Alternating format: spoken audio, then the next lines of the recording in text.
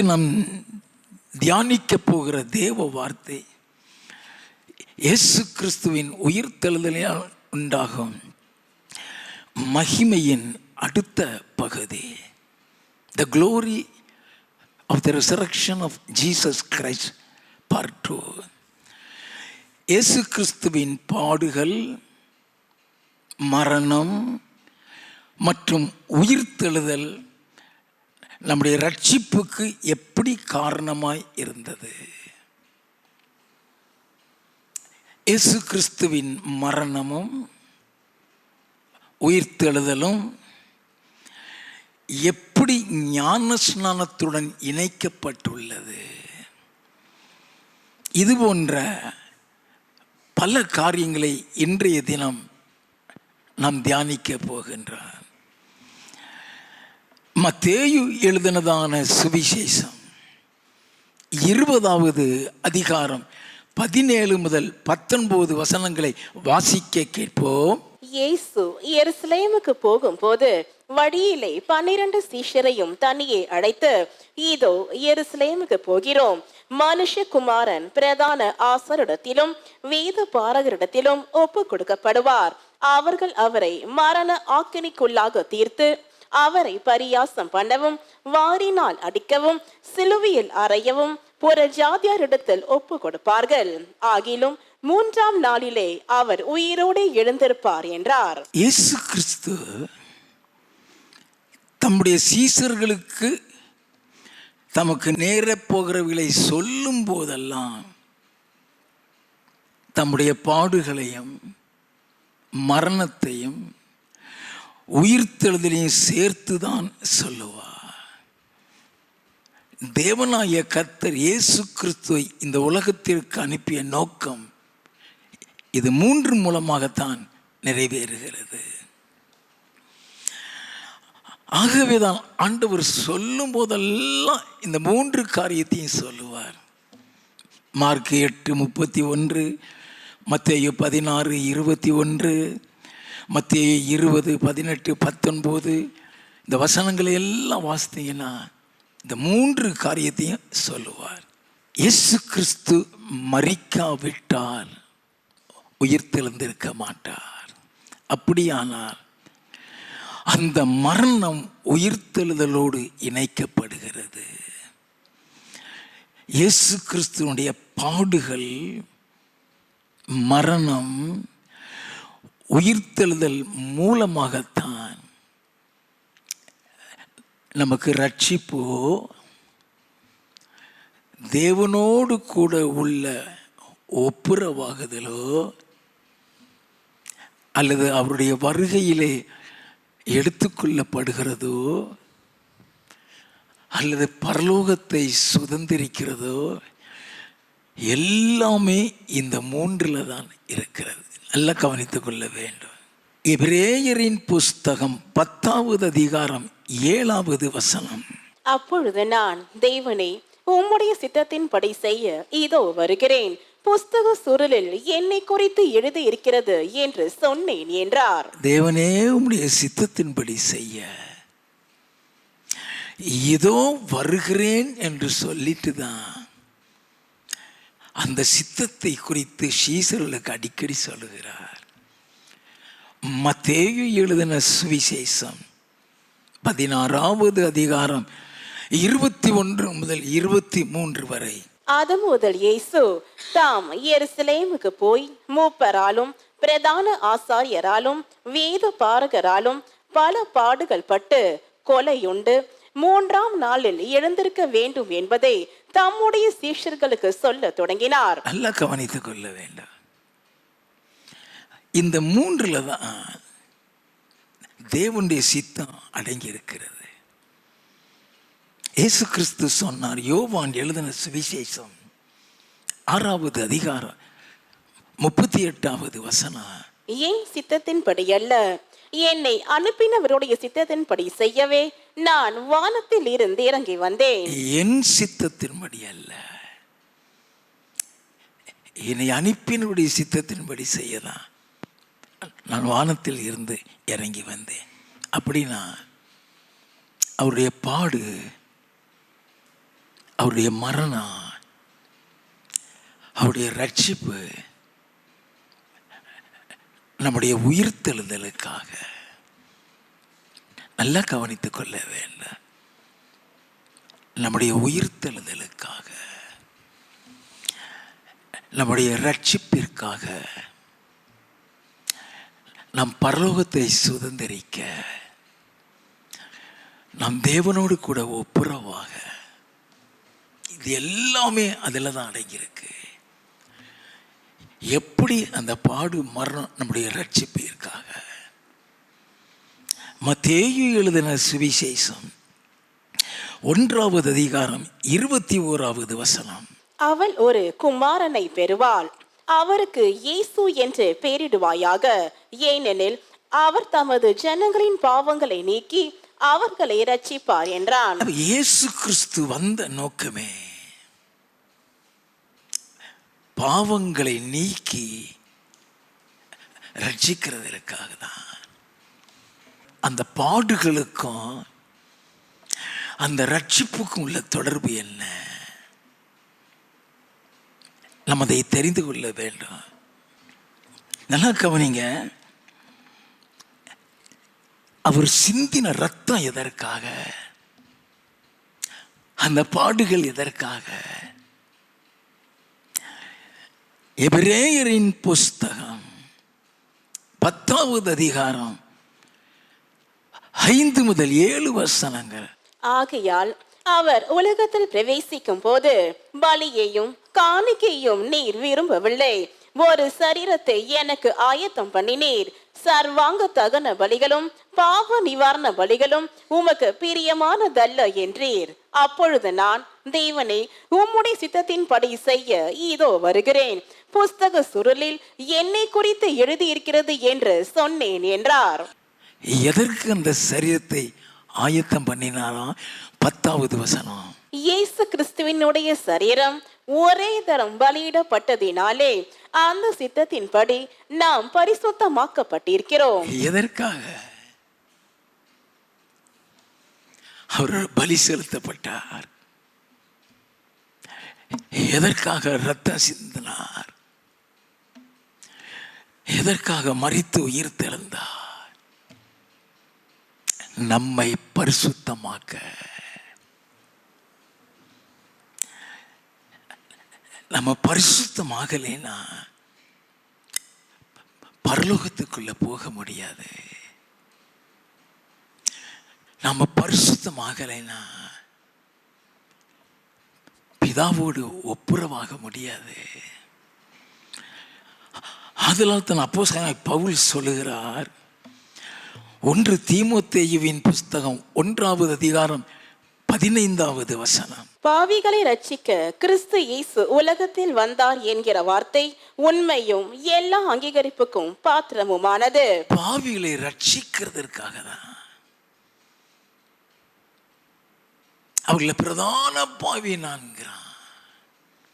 அப்படின்னா ஆண்டவர் சொன்னாரே, அப்பொழுது நான் தேவனே உம்முடைய சித்தத்தின்படி செய்ய இதோ வருகிறேன், புஸ்தக சுருளில் என்னை குறித்து எழுதியிருக்கிறதே. அப்போ இயேசு கிறிஸ்துவனுடைய சகல பாடுகளும் புஸ்தக சுருளில் எழுதப்பட்டிருக்கிறது. சங்கீத புஸ்தகம் 22வது சங்கீதம் 1வது வசனம். என் தேவனே, என் தேவனே, ஏன் என்னை கைவிட்டீர்? எனக்கு உதவி செய்யாமலும் நான் கதறி சொல்லும் வார்த்தைகளை கேளாமலும் ஏன் தூரமாயிருக்கிறீர்? நல்ல கவனிங்க. என் தேவனே, என் தேவனே, ஏன் என்னை கைவிட்டீர்? 7வது 8வது வசனம். என்னை பார்க்கிறவர்கள் எல்லாரும் என்னை பரியாசம் பண்ணி உதட்டை பிதுக்கி தலையை துலுக்கி கர்த்தர் மேல் நம்பிக்கையா இருந்தானே, அவர் இவனை விடுவிக்கட்டும், இவன் மேல் பிரியமாய் இருக்கிறாரே, இப்பொழுது இவனை மீட்டு விடட்டும் என்கிறார்கள். நல்லா கவனித்துக் கொள்ள வேண்டும். எல்லாம் தெரிஞ்சுதான் அந்த உலகத்துக்கு வருகிறாரு. 12வது வசனத்தில் இருந்து, அநேகம் காளைகள் என்னை சூழ்ந்திருக்கிறது, பாசான் தேசத்து பலத்த எருதுகள் என்னை வளைந்து கொண்டது, பீறி கெர்ச்சிக்கிற சிங்கத்தை போல் என் மேல் தங்கள் வாயை திறக்கிறார்கள், தண்ணீரை போல ஊற்றுண்டேன், என் எலும்புகள் எல்லாம் கட்டுவிட்டது, என் இருதயம் மெழுகு போலாகி என் குடல்களின் நடுவே உருகிற்று, என் பெலன் ஓட்டை போல் காய்ந்தது, என் நாவு மேல் வாயோடே ஒட்டி கொண்டது, என்னை மரண துளிலை போடுகிறீர், நாய்கள் என்னை சூழ்ந்திருக்கிறது, பொல்லாதவர்களின் கூட்டம் என்னை வளைந்து கொண்டது, என் கைகளையும் என் கால்களையும் உருவ குத்தினார்கள். என் கைகளையும் என் கால்களையும் உருவ குத்தினார்கள். சிலுவையின் பாடு அது. புஸ்தக சூழல் என்னை குறித்து எழுதப்பட்டிருக்கிறதுன்னு சொன்னாரு. அதை தெரிஞ்சுதான் வர்றாரு. அந்த பாடுகளை தெரிஞ்சுதான் வருகிறாரு. எதற்காக இந்த அவமானங்கள்? எதற்காக இந்த பாடுகள்? எசாயா தீர்க்கதரிசியின் புஸ்தகம் 53வது அதிகாரம் 2வது வசனத்தில் இருந்து, இளங்கிளையை போலவும் வறண்ட நிலத்தில் இருந்து துளிர்க்கிற வேரை போலவும் அவனுக்கு முன்பாக எழும்புகிறார், அவருக்கு அழகும் இல்லை சௌந்தரியமும் இல்லை, அவரை பார்க்கும் போது நாம் அவரை விரும்பத்தக்க ரூபம் அவருக்கு இல்லாதிருந்தது. நல்ல கவனிங்க. அழகானவர், சாரோனின் ரோஜாவானவர், முள்முடிய வச்சு தலையில கோலால் அடிச்சு தலையை கிழிச்சு முகம் முழுவதும் ரத்தம். நல்லா கவனிக்க வேண்டாம். அவருடைய முகமே அவலட்சணமாய் மாறிட்டான். 5வது வசனம், நம்முடைய மீறுதல்கள் நிமித்தம் அவர் காயப்பட்டு நம்முடைய அக்கிரமங்கள் நிமித்தம் அவர் நொறுக்கப்பட்டார், நமக்கு சமாதானத்தை உண்டு பண்ணும் ஆக்கினை அவர் மேல் வந்தது, நம்முடைய ஆக்கினையை அவர் எடுத்துக்கொண்டார். அதுக்குதான் அந்த பாடுகள். நமக்காக தம்மையை பலியாக்கி நம்முடைய பாவங்களுக்காக ஆட்டு ரத்தம் மாட்டு ரத்தம் அது மூலமாக பாவநித்தி செய்யாதபடி தம்மையை பலியாக ஒப்பு கொடுத்தார். ரோமரின் புஸ்தகம் 5வது அதிகாரம் 8வது வசனத்தில் இருந்து, நாம் பாவிகளாய் இருக்கையில் கிறிஸ்து நமக்காக மரித்ததினாலே தேவன் நம்மேல் வைத்த தமது அன்பை விளங்க பண்ணுகிறார், இப்படி நாம் அவருடைய இரத்தத்தினாலே நீதிமான்களாக்கப்பட்டிருக்க, அவருடைய இரத்தத்தினாலே நாம் நீதிமான்களாக்கப்பட்டிருக்க, கோபாக்கினைக்கு நீங்களாக அவராலே நாம் ரட்சிக்கப்படுவது அதிக நிச்சயமாமே. நாம் தேவனுக்கு சத்துருக்களாய் இருக்கையில் அவருடைய குமாரனின் மரணத்தினாலே அவருடனே ஒப்புரவாக்கப்பட்டோமானால், ஒப்புரவாக்கப்பட்ட பின் நாம் அவருடைய ஜீவனாலே ரட்சிக்கப்படுவது அதிக நிச்சயமாமே. அப்ப எப்படி தேவனோடு நம்மளை ஒப்புரவாக்குகிறார்? அந்த மரணத்தினால, அவருடைய குமாரனின் மரணத்தினாலே அவரோடு கூட ஒப்புரவாக்கப்பட்டோமானால், அவருடைய ஜீவனாலே ரட்சிக்கப்படுவது நிச்சயம் அல்லவா? அவருடைய பாடுகள், அவருடைய மரணம், அவருடைய உயிர்த்தெழாவிட்டா அவர் பட்ட எந்த பாடலையும் பிரயோஜனம் கிடையாது.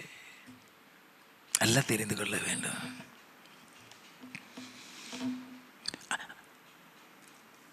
நம் தேவனுக்கு சத்துருக்களாய் இருக்கையில்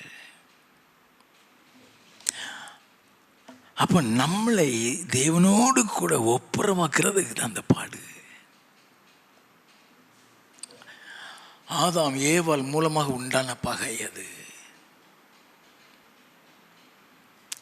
ரோமரின் புஸ்தகம் 10வது அதிகாரம் 9வது 10வது வசனங்கள் என்னவென்றால், கர்த்தராகி இயேசுவை நீ உன் வாயினாலே அறிக்கையிட்டு தேவன் அவரை மரித்தோரிலிருந்து எழுப்பினார் என்று உன் இருதயத்திலே விசுவாசித்தால், மரித்தோரில் இருந்து எழுப்பினார் என்று விசுவாசித்தால் ரட்சிக்கப்படுவாய். அப்ப அந்த உயிர்த்தெழுதல்ல தான் ரட்சிப்பு இருக்கிறது.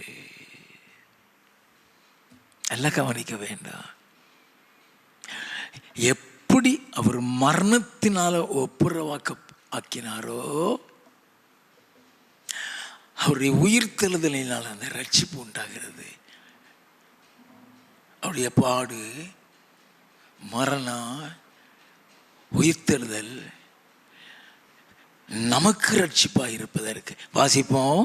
நீதி உண்டாக இருதயத்திலே விசுவாசிக்கப்படும், ரட்சிப்புண்டாக வாயினாலே அறிக்கை பண்ணப்படும்.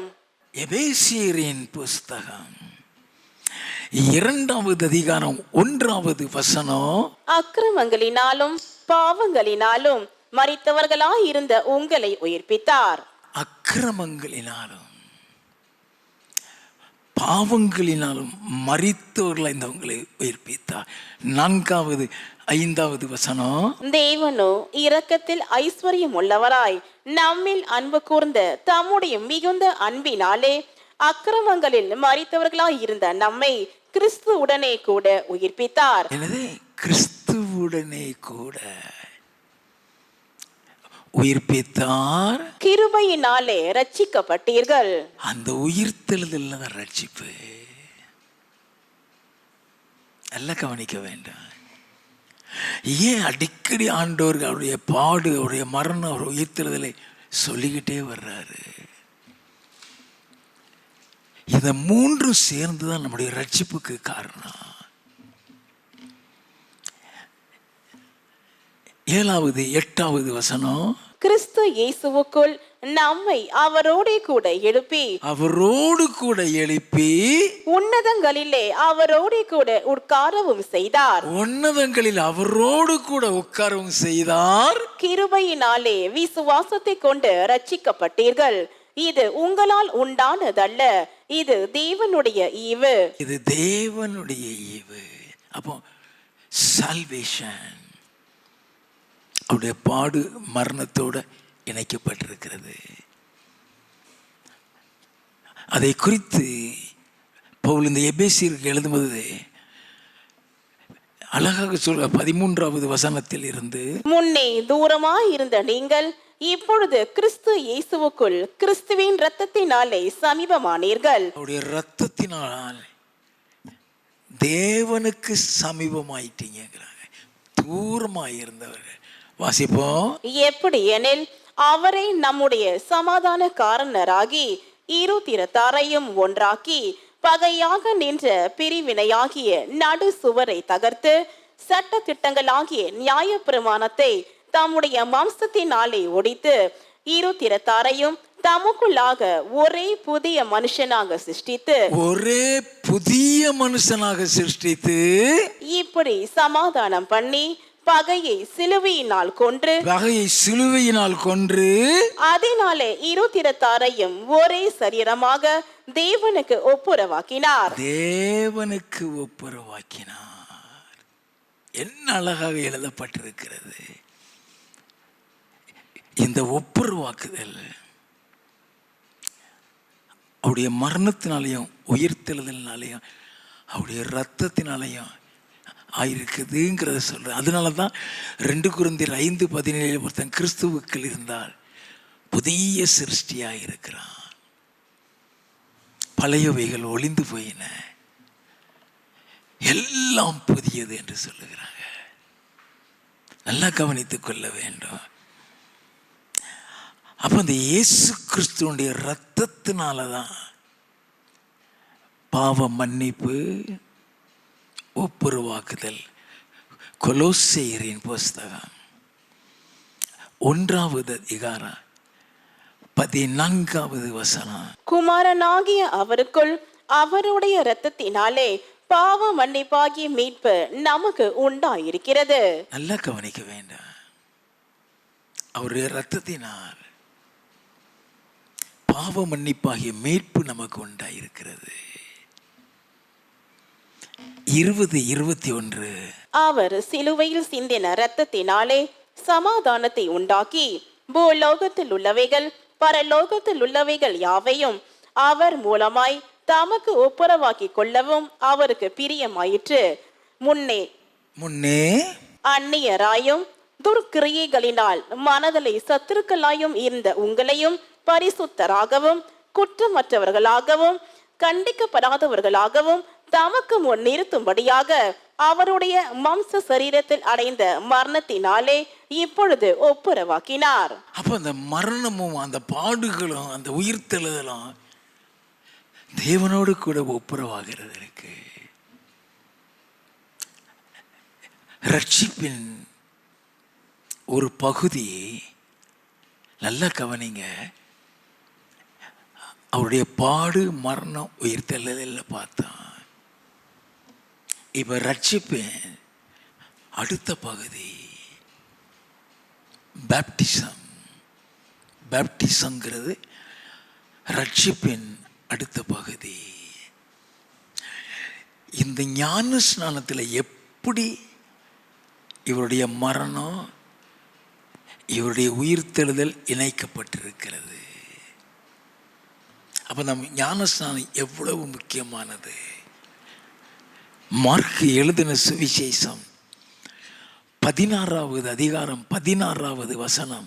விசுவாசம் உள்ளவனாகி ஞானஸ்தானம் பெற்றவன் ரட்சிக்கப்படுவான், விசுவாசியாதவனோ ஆக்கினைக்குள்ளாக தீர்க்கப்படுவான். நல்லா கவனிங்க. இந்த ரட்சிப்பின் இந்த செகண்ட் ஸ்டேஜ் ஞானஸ்தானத்தை சொல்லப்பட்டிருக்கிறது. இன்னைக்கு அநேகர் ஞானஸ்நானத்தை விசுவாசிக்கிறது இல்லை. அதுக்கு ஆக்கினை தீர்ப்புன்னு ஏன் சொல்றாருங்கிற நம்ம தெரிஞ்சுக்கிடணும். லூக்கா எழுதின சுவிசேஷம் 7வது அதிகாரம் 29-30 வசனங்கள். யோவானுடைய உபதேசத்தை கேட்ட ஆயக்காரர் முதலான சகல ஜனங்களும் அவனாலே ஞானஸ்தானம் பெற்று தேவன் நீதிபரர் என்று அறிக்கையிட்டார்கள். பரிசேயரும் நியாய சாஸ்திரிகளுமோ அவனாலே ஞானஸ்தானம் பெறாமல் தங்களுக்கு கேடு உண்டாக தேவனுடைய ஆலோசனையை தள்ளிவிட்டார்கள். தேவ ஆலோசனை கேடு உண்டாக தள்ளிவிட்டார்கள். அப்ப இந்த வசனத்தின்படி நல்லா கவனிக்க வேண்டும். ஞான ஸ்நானம் எவ்வளவு முக்கியங்கிறத நம்ம அறிந்து கொள்ள வேண்டும். ஏன் ஞான ஸ்நானத்தில் ரட்சிப்பு இருக்கிறது என்றும் அந்த ஞான ஸ்நானத்திற்கு கீழ்ப்படியாதவன் ஆக்கினைக்குள்ளாக தீர்க்கப்படுவான் என்றும் ஏன் எழுதப்பட்டிருக்கிறது. அவருடைய மரணமும் அவருடைய உயிர்த்தெழுதலும் இந்த ஞானஸ்நானத்தோடு இணைக்கப்பட்டிருக்கிறது. நல்லா கவனிக்க வேண்டும். ரோமரின் புஸ்தகம் 6வது அதிகாரம் 3வது வசனம். கிறிஸ்து இயேசுவுக்குள்ளாக ஞானஸ்தானம் பெற்ற நாம் அனைவரும் அவருடைய மரணத்துக்குள்ளாக ஞானஸ்தானம் பெற்றதை அறியாமல் இருக்கிறீர்களா? அப்படின்னா அவருடைய ஞானஸ்நானத்தோட அவருடைய மரணம் இணைக்கப்பட்டிருக்கிறது.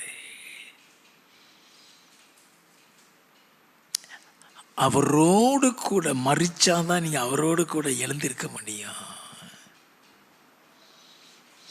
அப்ப அவரோடு கூட மரிக்கிறதுங்கிறது இந்த ஞானஸ்நானத்தை சொல்லப்பட்டிருக்கிறது.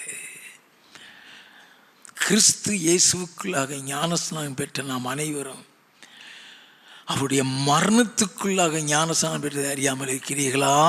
மேலும் பிதாவின் மகிமையினாலே கிறிஸ்து மரித்தோரிலிருந்து எழுப்பப்பட்டது போல கிறிஸ்து மரித்தோரிலிருந்து எழுப்பப்பட்டது போல நாமும் புதிதான ஜீவன் உள்ளவர்களாய் நடந்து கொள்ளும்படிக்கு புதிதான ஜீவன் உள்ளவர்களாய் நடந்து கொள்ளும்படிக்கு அவருடைய மரணத்திற்குள்ளாக்கும் ஞான ஸ்நானத்தினாலே கிறிஸ்துவுடனே கூட அடக்கம் பண்ணப்படுவோம். நல்ல கவனிங்க. Something deeper is rather difficult to understand. நீ தண்ணில முழுகிறியா? உன் பாவ சரீரம் அடக்கம் செய்யப்படுதுன்னு அர்த்தம். நீ வெளியே எந்திரிச்சு வரும் பொழுது ஒரு புதிய ஜீவன் உள்ளவர்களா நீ எந்திரிச்சு வருகிறாய். அப்ப நீ தண்ணியில மூழ்கிறது அவருடைய மரணத்தோடு இணைக்கப்படுகிறது. நீ தண்ணீர்ல மூழ்கி நீ வெளியே வருகிறது அவருடைய உயிர்த்தெழுதலோடு இணைக்கப்படுகிறது. வாசிப்போம். ஆதலால் அவருடைய மரணத்தின் சாயலில் நாம் இணைக்கப்பட்டவர்களானால் அவர் உயிர்த்தெழுதலின் சாயலிலும் இணைக்கப்பட்டிருப்போம். அப்படி நீ ஞான ஸ்நானம் எடுக்காவிட்டால் அவருடைய மரணத்தின் சாயலிலும் உயிர்த்தலின் சாயலிலும் இணைக்கப்பட முடியாது. அப்படின்னா அதில் இணைக்கப்படலைன்னா இயேசு கிறிஸ்துவின் வருகையில் நீ எழுந்திருக்க முடியாது. நல்லா கவனிக்க வேண்டாம். நான் சின்ன பிள்ளையிலே ஞானஸ்நானம் எடுத்துட்டேன். விசுவாசம் உள்ளவனாகி ஞானஸ்நானம் பெற்றவன். நீ குழந்தையிலே ஞானஸ்நானம் பெற்றவன சொல்லப்பட்டிருக்கிறது.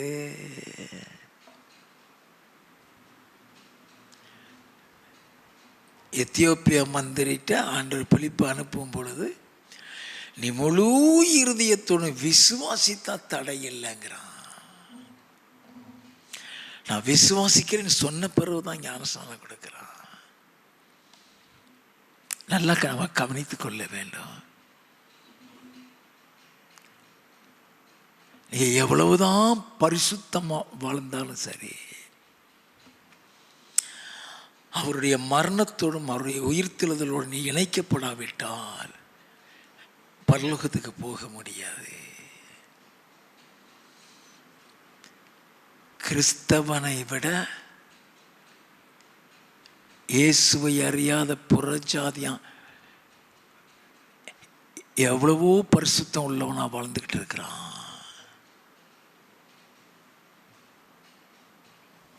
நல்லா கவனிக்க வேண்டும். இயேசு கிறிஸ்து அதுதான் சொன்னாரு, நானே வழியும் சத்தியமும் ஜீவனும். சத்தியம்னு சொன்னாரு, அது இதுதான், the truth. அப்போ ஒவ்வொரு காரியத்திலையும் அவர் இணைக்கப்படுகிறாரு. அவருடைய மரணம் இணைக்கப்படுகிறது, அவருடைய உயிர்த்தெழுதல் இணைக்கப்படுகிறது. வாசிப்போம். நாம் இனி பாவத்துக்கு ஊழியம் செய்யாதபடிக்கு பாவ சரீரம் ஒடிந்து போகும் பொருட்டாக, பாவத்துக்கு ஊழியம் செய்யாதபடிக்கு பாவ சரீரம் ஒளிந்து போகும் பொருட்டாக நம்முடைய பழைய மனுஷன் அவரோடு கூட சிலுவையில் அறையப்பட்டதென்று அறிந்திருக்கிறோம். நம்முடைய பழைய மனுஷன் சிலுவையில் அறையப்பட்டு, சிலுவையில் அறையப்படுறதுன்னு என்ன? பழைய மனுஷன் செத்துட்டான்னு அர்த்தம். சிலுவையில் அறையப்படுறதுன்னா பழைய மனுஷன் செத்துட்டான். அதனாலதான் புதிய ஜீவனுள்ளவர்களாய் நடந்து கொள்ளும்படிக்கு அப்படிதான் புதிதான ஜீவனுள்ளாய் நடந்து கொள்ளும்படிக்கு அவருடைய மரணத்துக்குள்ளாக்கும் ஞானஸ்நானத்தினாலே கிறிஸ்துவோடு கூட அடக்கம் பண்ணப்பட்டோம். எல்லாம் கவனித்துக் கொள்ள வேண்டும். அப்போ ஆண்டவர் எதிர்பார்க்கிறாரே. 8வது வசனம், ஆகையால் கிறிஸ்துடனே கூட நாம் மரித்தோமானால் அவருடனே கூட பிழைத்தும் இருப்போம் என்று நம்புகிறோம். கிறிஸ்துவோடு கூட மரிக்கிறது தான் அடக்கம் செய்யப்படுகிறது. ஞானஸ்நானத்தில் அடக்கம் செய்யப்படுகிறது, சிலுவையிலே அறையப்படுகிறது. 10வது 11வது வசனங்கள். அவர் மரித்தது பாவத்திற்கென்று ஒரே தர மரித்தார். அவர் பிழைத்திருக்கிறது தேவனுக்கென்று பிழைத்திருக்கிறார்.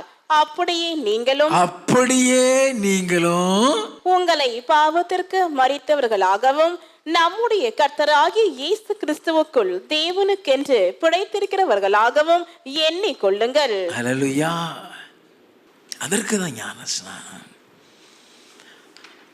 கொலோசியரின் புஸ்தகம் 2வது அதிகாரம் 12 முதல் 15 வசனங்கள். ஞான ஸ்நானத்தினாலே அவரோடு கூட அடக்கம் பண்ணப்பட்டவர்களாகவும், ஞானஸ்நானத்தினாலே அவரோடு கூட அடக்கம் பண்ணப்பட்டவர்களாயும், அதிலே அவரை மரித்தோரிலிருந்து எழுப்பின தேவனுடைய செயலின் மேலுள்ள விசுவாசத்தினாலே அவரோடு கூட எழுந்தவர்களாகவும் இருக்கிறீர்கள். உங்கள் பாவங்களினாலேயும் உங்கள் மாம்ச விருத்த சேதனம் இல்லாமையினாலேயும் மரித்தவர்களாய் இருந்த உங்களையும் அவரோடு கூட உயிர்ப்பித்து அக்கிரமங்கள் எல்லாவற்றையும் உங்களுக்கு மன்னித்து நமக்கு எதிரடையாகவும் கட்டளைகளால் நமக்கு விரோதமாகவும் இருந்த கையெழுத்தை குலைத்து அதை நடுவில் இராதபடிக்கு எடுத்து சிலுவையின் மேல் ஆணி அடித்து துரைத்தனங்களையும் அதிகாரங்களையும் உரிந்து கொண்டு வெளியரங்கமான கோலமாக்கி அவைகளின் மேல் சிலுவையிலே வெற்றி சிறந்தார். என்ன பியூட்டிஃபுல்லான ஒரு வசனம். ஞான ஸ்நானத்தினால அவரோடு கூட அடக்கம் பண்ணப்பட்டவர்களாகும், அதனால் அவரை மரித்தோர்ந்து எழுப்பின தேவனுடைய செயலின் மேல் உள்ள விசுவாசத்தினால் அவரோடு கூட எழுந்தவர்களாயும் இருக்கிறீர்கள். அப்ப இந்த ஞானஸ்நானம் எவ்வளவு முக்கியம். ஏன் அவர் மரித்தார், ஏன் உயிர்த்தெழுந்தார்? நம்முடைய ரட்சிப்புக்குன்னு சொன்னார்.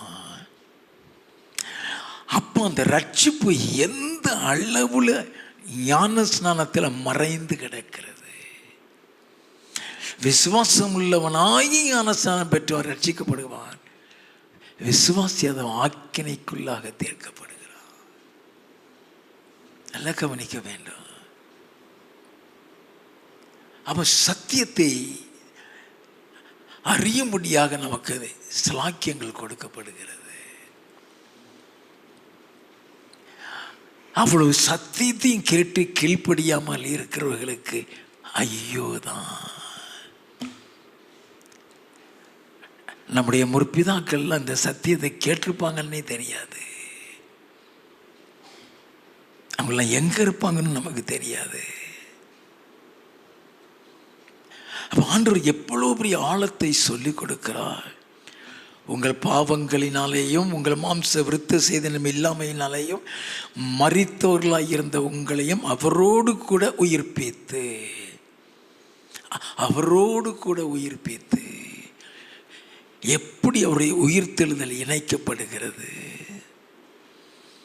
அக்கிரமங்கள் எல்லாவற்றையும் உங்களுக்கு மன்னித்து நமக்கு எதிரடையாகவும் கட்டளைகளால் நமக்கு விரோதமாக இருந்த கையெழுத்தை குலைத்து அதை சிலுவையின் நடுவில் இராதபடிக்கு சிலுவையின் மேல் ஆணி அடித்து துரைத்தனங்களையும் அதிகாரங்களையும் உரிந்து கொண்டு வெளியரங்கமான கோலமாகி அவைகளின் மேல் சிலுவையின் மேல் வெற்றி சிறந்தார்.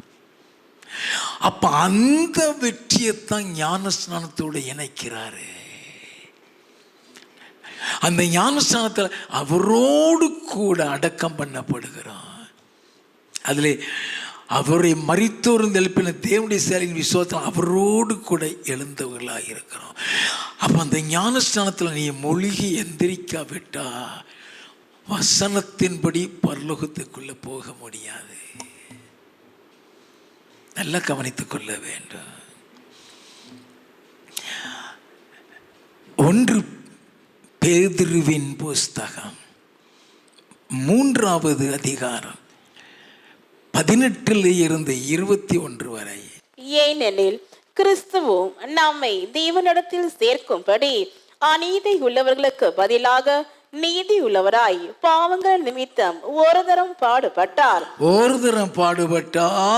அவர் மாம்சத்திலே கொலையுண்டு ஆவியிலே உயிர்ப்பிக்கப்பட்டார். அந்த ஆவியிலே அவர் போய் காவலில் உள்ள ஆவிகளுக்கு பிரசங்கித்தார். அந்த ஆவிகள் பூர்வத்தில் நோவா பேழையை ஆயத்தம் படும் நாட்களிலே தேவன் நீடிய பொறுமையோட காத்திருந்த போது கீழ்ப்படியாமற் போனவைகள். அந்த பேழையிலே சிலராகிய 8 பேர் மாத்திரம் பிரவேசித்து ஜலத்தினாலே காக்கப்பட்டார்கள்.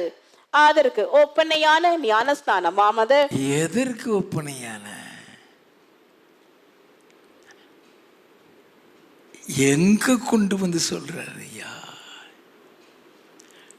நோவா பேழைய சொல்றாரு. நல்ல கவனிங்க. அந்த பேழையில சிலராகி 8 பேர் மாத்திரம் பிரவேசித்து ஜலத்தினால் காக்கப்பட்ட அதற்கு ஒப்பனையான ஞானஸ்நானமானது மாம்ச அழுக்கை நீக்குதலாயிராமல் தேவனை பற்றும் நல்மன சாட்சியின் உடன்படிக்கையாயிருந்து இப்பொழுது நம்மையும் இயேசு கிறிஸ்துவினுடைய உயிர்த்தெழுதினால் ரட்சிக்கிறது. அப்போ அந்த நோவாவுடைய கூட்டத்தை பேழைக்குள்ளாக கொண்டு வந்து கரை சேர்த்ததை ஞானஸ்நானத்தில் கொண்டு வர்றாரு.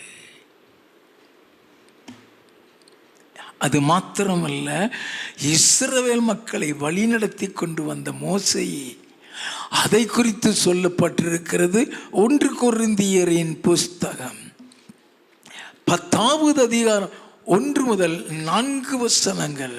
இப்படி இருக்க சகோதரரே, நீங்கள் எவைகளை அறிய வேண்டும் என்று இருக்கிறேன் என்றால், நம்முடைய பிதாக்கள் எல்லாரும் மேகத்துக்கு கீழாயிருந்தார்கள். எல்லாரும் சமுத்திரத்தின் வழியாய் நடந்து வந்தார்கள். எல்லாரும் மோசேக்குள்ளாக மேகத்தினாலும் சமுத்திரத்தினாலும் ஞானஸ்நானம் பண்ணப்பட்டார்கள். நல்லா கவனிக்க வேணும். எப்படி அப்போஸ்தலனாகிய பவுலுக்கு கொடுக்கப்பட்ட ரெவலேஷன்,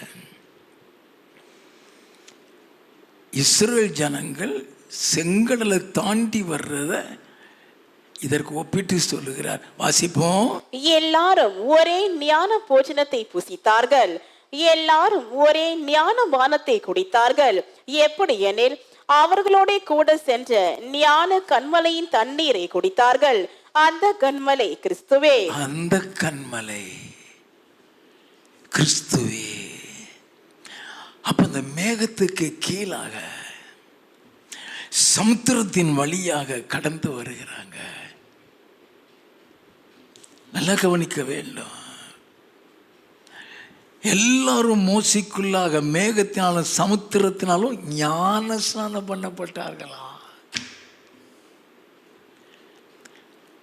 அப்ப ஞானஸ்நானம் எத்தனை இம்பார்ட்டன்ட்.